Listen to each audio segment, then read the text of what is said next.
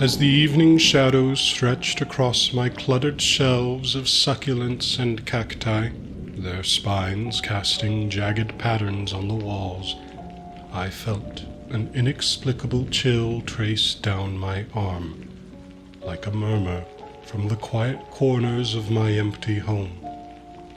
I'm Thomas, a 35-year-old software engineer who's traded late-night coding for the meticulous ritual of tending these prickly companions, each a thorny sentinel in my suburban sanctuary.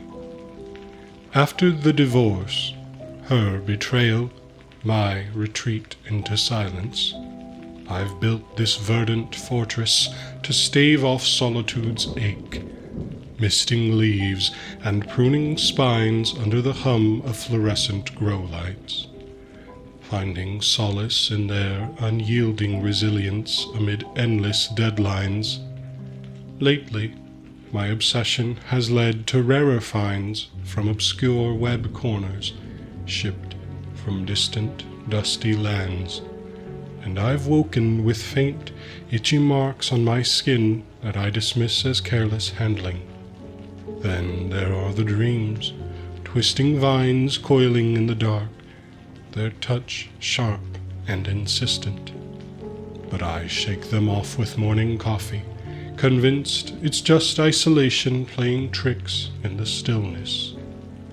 One night, as I lay in bed scrolling through forums for the next exotic cactus, a faint rustling sounded from the living room.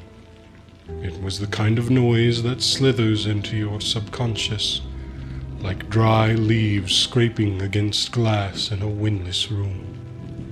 I froze, heart pounding erratically, the blue glow of my phone screen casting long shadows across the sheets. The apartment was old and creaky, with floorboards that groaned under their own weight. Surely just the house settling, I told myself, a mantra repeated since moving in after the divorce. But curiosity pulled me from the bed's warmth. I padded barefoot down the hallway, cool hardwood biting into my soles, toward the dim glow of grow lights bathing my collection in an otherworldly hue. Rows of succulents and cacti lined the shelves, spiky forms standing silent in the night. There, on the highest shelf, my prized Haworthia had shifted an inch to the left, its fleshy leaves askew as if nudged by an unseen hand. A draft from the cracked window, my own forgetfulness. I reached up to straighten it, fingers brushing the pot's rough clay, when a sharp prick stung my finger, a rogue spine embedding deep like a needle driven by malice. Warm blood welled up immediately, a crimson bead that swelled and dripped onto the shelf below. The pain was disproportionate, a burning lance shooting up my arm, and suddenly the room spun in a nauseating whirl. Shadows on the walls writhed, no longer static, but alive, twisting like thorny vines slithering toward me with deliberate slowness. They called my name, soft, insidious hisses echoing in my skull. Thomas. Thomas.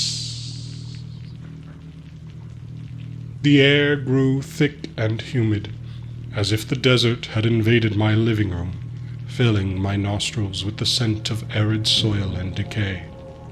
I blinked hard, squeezing my eyes shut against the onslaught, and when I opened them, the vision faded as quickly as it had come, leaving only the throbbing in my finger and a lingering dizziness. I stumbled back to bed, legs unsteady, chalking it up to exhaustion from that brutal deadline at work. the endless lines of code blurring into one another, mirroring my self-imposed isolation. But sleep evaded me that night, the prick throbbing like a warning, its persistent pulse syncing with my heartbeat and sowing doubts into the darkness. The disturbances escalated over the next nights, each chipping away at my fragile grip on reality. It began subtly, an echeveria tilted slightly in its pot, as if it had leaned toward the window while I slept. A mammillaria, spines rearranged into patterns that seemed deliberate, like runes etched by an invisible finger. I'd wake in the dead of night, sweat-soaked sheets clinging to my skin, convinced I'd heard the soft scrape of pottery against wood. By the third night, the movements grew bolder, as if the plants were testing my limits, their positions rearranged by invisible hands mocking my solitude. One morning, I found my entire shelf of aloes clustered in a tight formation, their leaves intertwined like conspirators in a secret plot. With each discovery came fresh pricks on my arms, legs, even the soles of my feet, as if I'd wandered barefoot through a thornfield in my sleep. Each sting sparked hallucinations that clawed at my mind's edges, vivid, nightmarish visions bleeding into my waking hours. In one, my ex-wife, Michelle, materialized in the corner of the room, her once familiar face distorted, her skin erupting in spines like grotesque blooms. She taunted me, her voice a raspy echo crackling like dry leaves underfoot. "You chose the plants over me, Thomas," she'd hiss, her eyes, those I'd once lost myself in, now glassy and veined with green, like succulent flesh. "You withdrew into your code, your screens, leaving me no choice but to find warmth elsewhere. You let me cheat because you were already gone." The words cut deeper than any spine, reopening wounds buried under layers of denial. I jolt awake, gasping, the room spinning, only to find new welts on my skin, raised red marks like injection sites pulsing with unnatural heat. Mornings brought desperate denial. I'd stand before the bathroom mirror, examining the punctures under harsh fluorescent light, tracing their patterns with trembling fingers. Sleep paralysis, I convinced myself, triggered by overwork. The late nights at the tech firm coding algorithms that predicted user behavior. Ironic, since I'd failed to foresee my marriage's collapse. To cope, I dove deeper online, fingers flying across the keyboard, researching hallucinogenic cacti. Forums buzzed with obscure lore, peyote visions, sure, but darker threads emerged. Folklore of sentient desert guardians preying on the lonely, ancient spirits bound to plants that punished isolation by feeding on unspoken regrets. Ridiculous superstitions, I thought, even as a chill settled in my bones, even as I clicked order on rare hybrids from that shady Mojave cellar. His listings promising specimens alive with the desert secrets. The packages arrived wrapped in burlap, soil clinging to the roots, and I planted them eagerly, ignoring how their spines glinted with anticipation. But the anomalies soon blurred into my days, eroding the barrier between dream and reality. At work, hunched over my desk in the sterile glow of fluorescent lights, spines erupted from my keyboard mid-code, phantom pricks jabbing my fingers and flooding my vision with endless deserts. In these hallucinations, monstrous plant beasts stalked me across sun-baked dunes, their bodies a fusion of cactus and nightmare.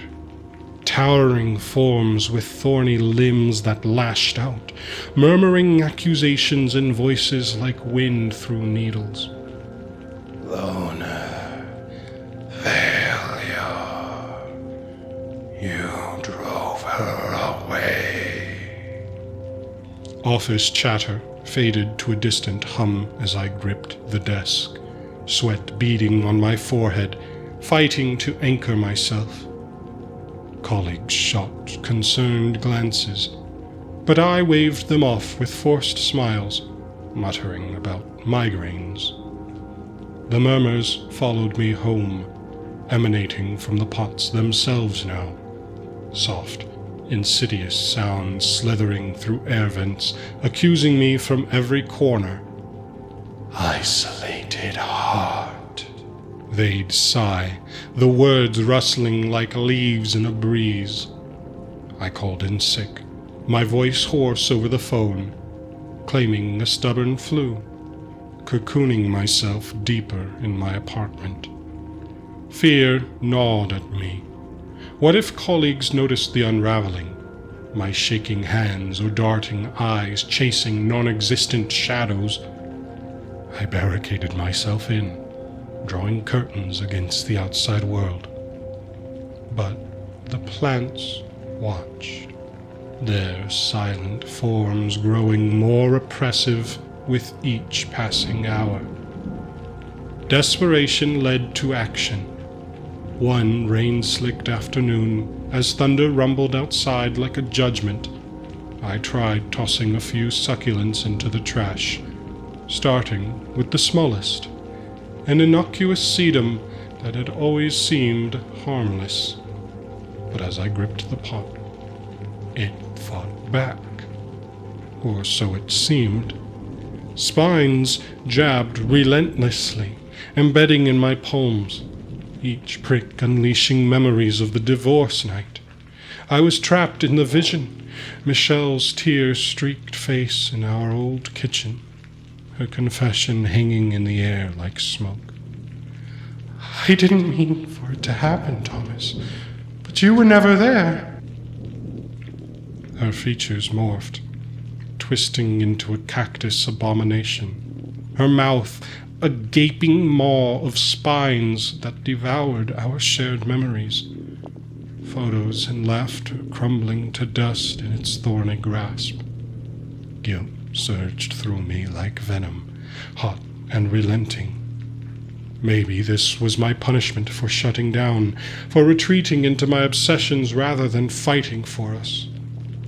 I dropped the pot, shattering it on the floor, soil spilling like secrets.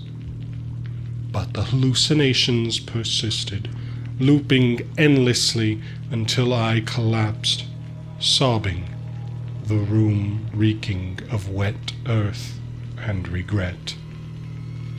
Paranoia gripped tighter, a vice squeezing rational thought from my mind. Visions replayed old traumas with grotesque twists. Thorny creatures chasing me through the house, their tendrils wrapping around furniture, pulling me into suffocating embraces. The apartment felt alive, walls pulsing with vein-like patterns that mimicked roots burrowing deep. Sleep became a battlefield, fragmented by nightmares where I wandered endless greenhouses, each plant a distorted reflection of my failures. Childhood abandonments, failed friendships, all sprouting spines that pierced my soul. Then, a knock at the door shattered the haze. It was Mike, a colleague from work, his face etched with concern after my ignored calls and emails. "Thomas, man, You look like hell. What's going on?" He stepped inside, his voice a lifeline to normalcy. But as he spoke, I saw it. Spines sprouting from his skin, pushing through his shirt like insistent growths, his eyes glazing over with that same glassy green. Panic surged. He was one of them, an infiltrator sent by the collection to drag me deeper.